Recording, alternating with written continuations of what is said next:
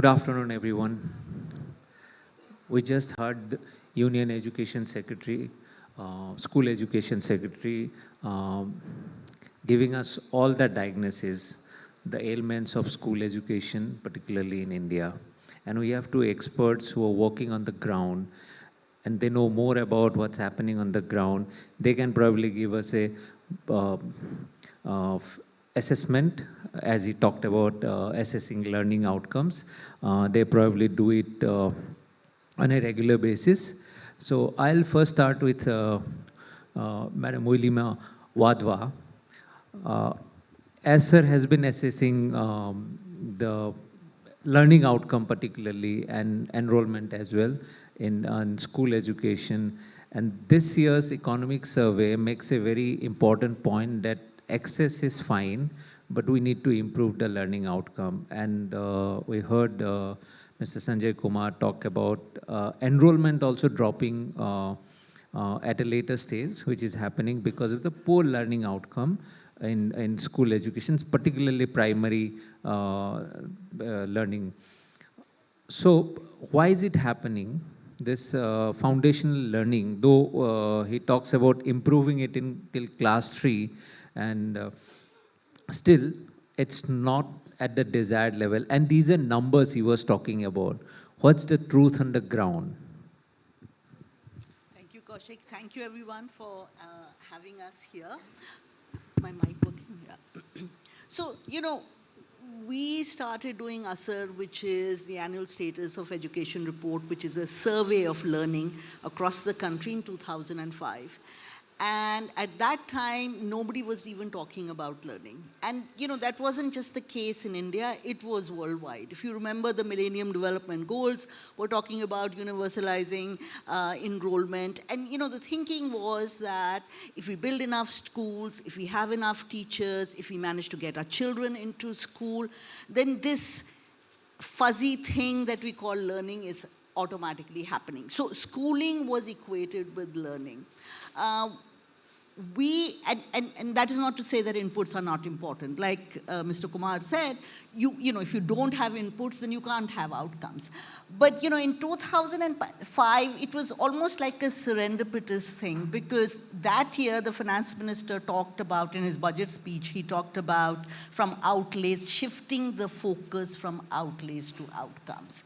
And so, we started doing ASER at that time, and what we found was that the problem was not just limited to the areas that we were working in. Because it was possible that, we were seeing learning deficits in the areas that we were there because, there was a reason why we were working in those areas. And what we saw was that this was across the country. The fact that children were enrolled, even in 2005, before the right to education came into effect, in excess of 90% children were enrolled in school. So the fact that they were not learning was something that we thought was important, that we needed to shift the focus in the education discourse on the importance of learning. And ASER, right from the beginning, has been a foundational tool, right? So we focus on foundational literacy and numeracy. The reading tool is a very simple grade 2 level tool. And what we've been finding is that for many years, there was no change. There was a lot of movement in different states, but the all India number was difficult to move. So, this is a very well-known statistic from ASER that 50% children in grade 5 are unable to read at grade 2 level, and that number did not move. We saw movement in states, but for the first time in 2024, we've seen a big jump. And I think the reason, there are two reasons really. One is, and Mr. Kumar talked about it, is that for the first time with the national education policy, we have a systemic goal across the board. So if you think about teachers, what was the brief to teachers earlier? Complete the curriculum, right? So if you think about the teacher, and if she's doing her job, she in front of her has many grades sitting, children of different learning levels, children from different socio-economic backgrounds, but her brief is complete the curriculum. And so she's really only teaching a very thin slice of her class. Now, for the first time, we have a goal which is across the country, and we've done that before. We had a goal of universal enrollment, and we are pretty much there. And now we have a systemic goal across the board.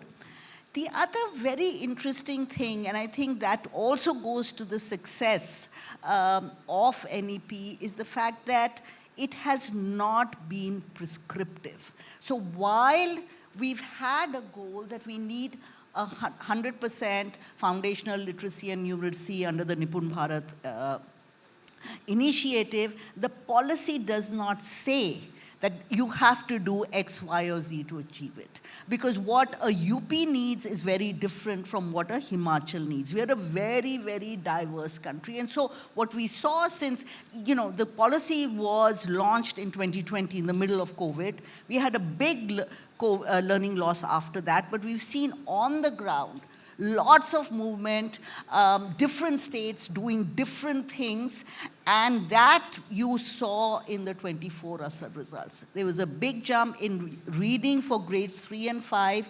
We recovered the learning loss, and we were back at the pre-COVID levels. In numeracy, levels surpassed what we had seen before, and this was at the All India level. Okay, for the All India number to move, pretty much every state has to improve. So that means in next 3-4 years, probably we'll see a jump in the outcomes of the upper grade classes. Will it move towards that direction? So what we see, here's what we see, okay? Grade 3, grade 5 really moved, but if you look at grades 6, 7, 8, right? The learning trajectories are flat. What does that mean? That there is not that much movement, or there's not that much value added as you move from grade 6 to 7 to 8.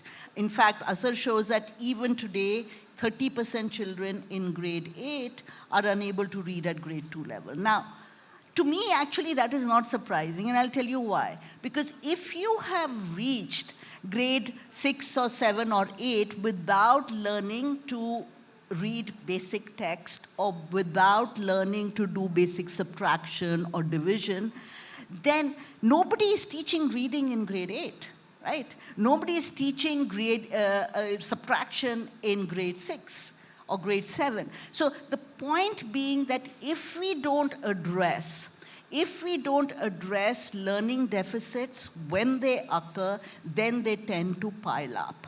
And so while the new education policy, the new cohorts, we are addressing that, we need to have something for the higher grades to catch up. Some remedial measures. Educate Girls, belated congratulations for your Max SE award to your NGO. That's for all of us, so congratulations to us. And it says, in the citation, it says that it's known for community mobilization in case of girls, education for girls. Now, how do you see the community mobilization working in terms of improving learning outcomes? And I'm not talking about primary classes only as we go ahead, because enrollment and outcome dropout both are bigger issues now, but of course Sanjay Kumar has said that boys are facing it more now, but traditionally it has been a bigger issue for girl students. So how are you addressing that on the ground?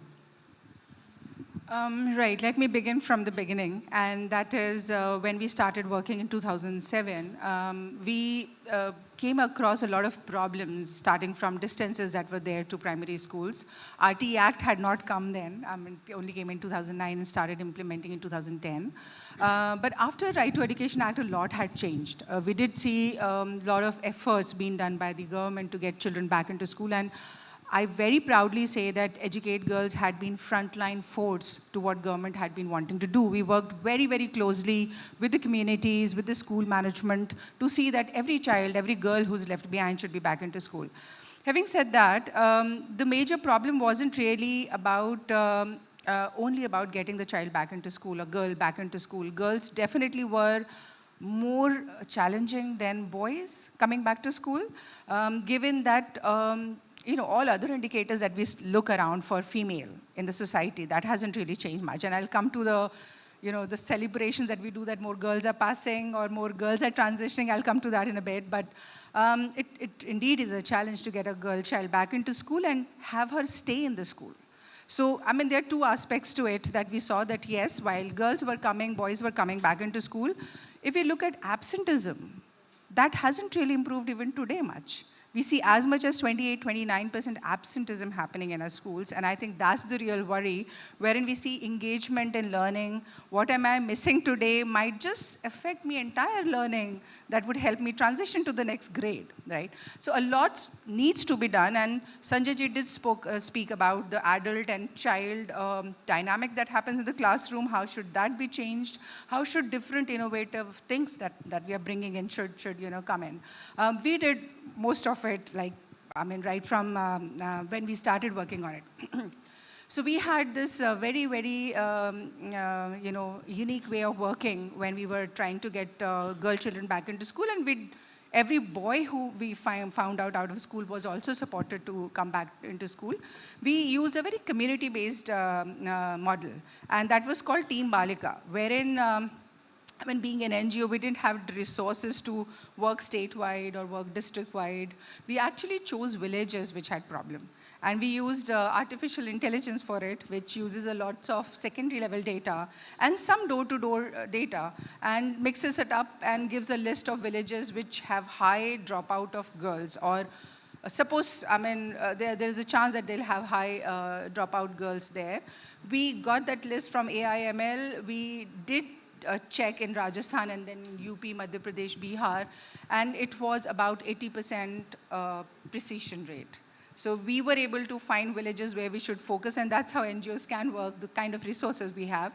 And in every single village that we started working, we identified one youth, a volunteer, whom we used to call Team Balika, and just one person being called Team Balika because we believe that that one person shouldn't really work alone. From the government, there's lots of forces that's there. There's school management committee, there's school administration, and the person, the volunteer, we build their capacities to work closely with everyone who are part of the ecosystem to make sure that the child's back into school and stays in the school. And while the child comes into school, we introduce Gyan Ka Pitara, which was FLN model of 21 days that helped child to bridge that gap so as to be comfortable and engage with learning better. Having said that, all of this was with the primary, and I said absenteeism still high. The transition that's happening from 8 to 9 standard is still a worry. It's still very poor. And averages may make us happy, but the villages I'm talking about, districts I'm talking about, still very high. If we focus in there, it isn't 7%. It's way, way higher than that. National averages at times are illusionary as well, wherein say, things are improving. But when you focus at the challenging places, we see it's still a huge problem. And those transition levels, we were not able to get them back into school. Given Sanjay ji spoke, many boys were dropping out because they were expected to earn, and there is a labor policy which allows them to work in non-hazardous industries. Girls were also dropping out for household chores, for as simple as distances or menstrual hygiene, which may not look like a problem. From 8 to 9, it indeed is a big challenge for many of them to stay into school. And we found it wasn't really possible to get all of them back into school. So we shifted our working style. While we work with the mainstream school, we also started working with the open school that Sanjay ji was mentioning. For those who just cannot come back to school, should have a second chance. And while we can celebrate more girls are passing, there is a very interesting indicator, Sustainable Development Goal 8.6, which mentions about not in education, employment, or training. NEET youth burden globally. India happens to have high NEET youth burden. And if we look at male-female division there, it's of 13 crore NEET youth burden that we have in 15 to 29-year age category, 9 crore are girls, females, while 3 crores are male. So what goes wrong if it's more girls passing? Why are they still not in education, employment, or training youth burden? Answer is men still migrate. Males still have an opportunity to migrate, start working early, start earning early, and they get trained, and by the time they're 18, 19, they are skilled to maybe, do better, while a female with lack of mobility, with lack of opportunity, continues to be at home in unpaid care work or farm work for which she isn't even recognized or paid for. So we still see that let's not celebrate that small girl passing. It's still a long way to go, and see that more and more women should be in workforce, and that should make us happy. Absolutely. I'll put this question to both of you. Professor Dinesh Singh was here in the morning, and not just him, many experts have said that national education policy, it's a very fantastic policy. It can actually, if it is implemented, can make India a knowledge powerhouse, a knowledge economy. So what's preventing the right kind of implementation on ground of this national education policy? Where is the problem? Investment, infrastructure, or the mainstay, if I can say so, the teachers? Which is the bigger problem? First, Madam Odwa. No, I won't say teachers are the main problem. I won't even say infrastructure is the main problem. I think it has been, we are very large, we are very diverse. Like Mr. Sanjay Kumar said, it's 2 crore children per grade, right? And it is, for a long time, we've had one kind of a goal, which was universalizing enrollment. We've done it, but like Alka said, there are still states where, attendance is a problem. That continues even today. If children don't show up in class, then, if you don't get the treatment, how are you going to have the outcome, right? So it is that. But I feel that a change is happening. A lot more needs to be done.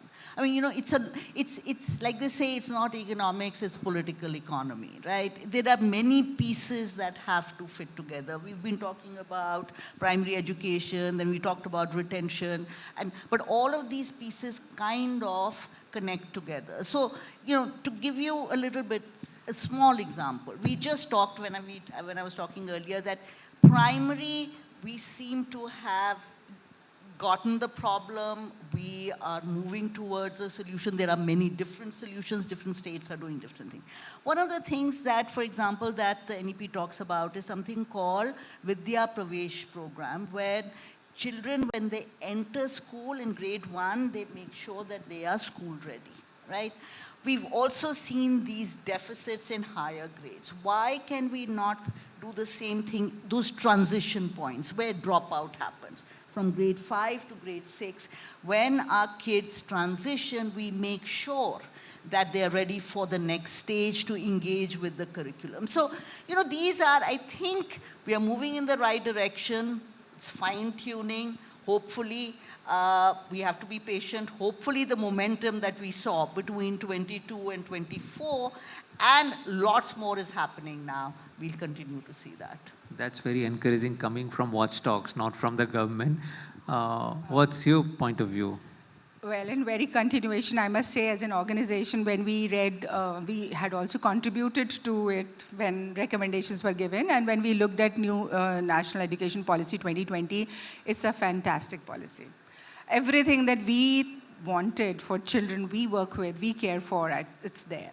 And when it comes about implementation, I think a lot of it is about convergence and requirement for convergence. Sanjay ji spoke about preschool education and school. Earlier it was with WCD, and then it's coming into school ambit now. So that required convergence. Skilling starting from 6th standard onwards requires convergence. I don't think we did that ever before, and it's all new that's coming up. And for such things, wherein department works in silos, you ask 2 NGOs to work together, that takes a lot of, thinking how would we join hands and work together. So I think that's going to take time. And it's so, I mean, I met with a few community girls last month, and they were talking about they can choose home science now, they can choose data entry now, they can choose. So the list of subjects as this is happening, right? It isn't like forever, it would happen later. It has started happening. I think one thing which we ask for is also budget. Say the very mention of open schools there, it's NEP very beautifully emphasizes on open schooling and says that it's meant for those who are socially, economically disadvantaged groups, SEDGs, and it should reach them because they can't reach mainstream school, they are working elsewhere, their working hours and school hours are the same, they can't be in school and learning, so open school should help them, bridge the gap and then continue learning. While all open schools in the country work on a fee-based revenue generation model, they are expected to raise money through fee from learners. Why are we expecting SEDGs to pay for school education while it's free for mainstream school? It's unfair that to us. So I think in policy and implementation, there's still a few gaps that's there.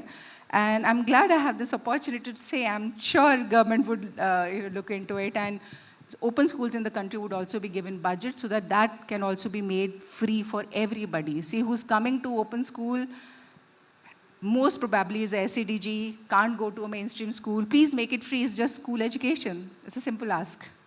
So she gave a policy suggestion. It sounds like a minor tweak, but could have a very massive impact. Any policy tweak from your side that you would expect from the government? I just, want to add to what she was saying. I mean, in that vein, we need to call it skilling, call it vocational, call it TVET. We need to make that aspirational. It's not, as long as that college degree is aspirational, you're not going to. We have, Pratham has a big skilling program for every 40, with 100% placement. For every 40 kids we touch, we get one.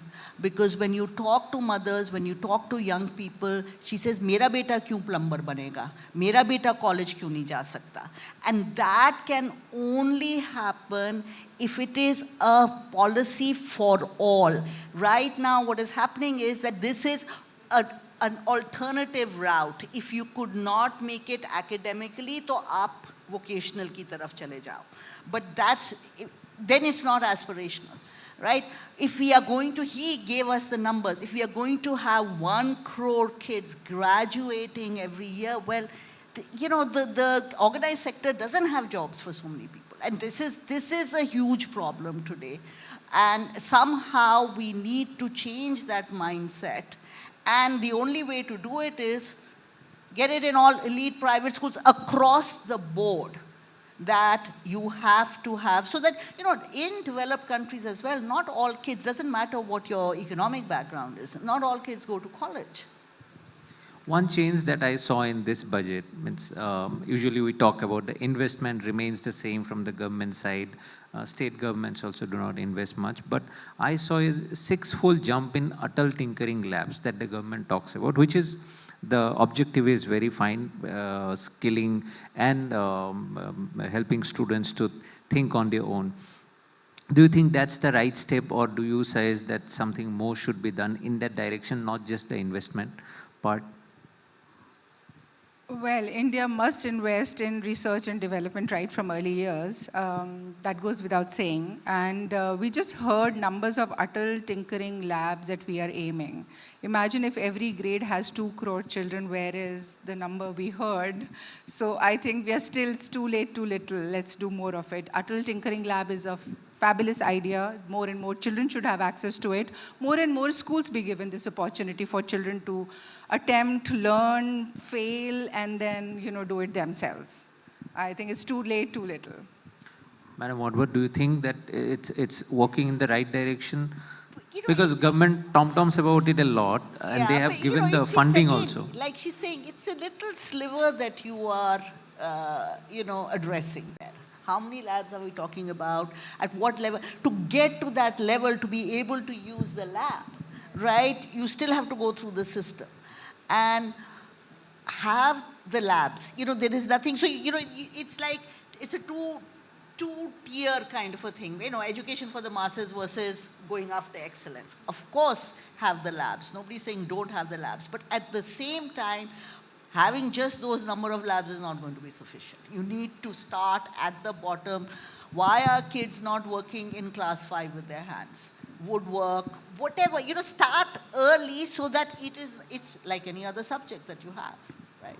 I would just add to it, it's also about our teachers' trainings that's happening in the country. While children would have access to such innovative platforms, do we really have such innovative training programs for our teachers to actually attempt themselves as well what they are going to encourage children about? If they are like our age and they have learned like straight, conversation, not really looking outside what's written in the book, how can we really expect it to work only basis what a child's mind, not really getting a mentor around to guide it in the right direction? That was actually my question when I asked whether there is an issue with the teacher. Not that our teachers are less qualified, but whether they are getting on-the-job training and they're progressing. I had a long list of questions, but time is up. Thank you so much, Alka Singh ji, William Wadhwa ji. That was a wonderful conversation, and thanks for being with us. Thank you so much. Thank you so much.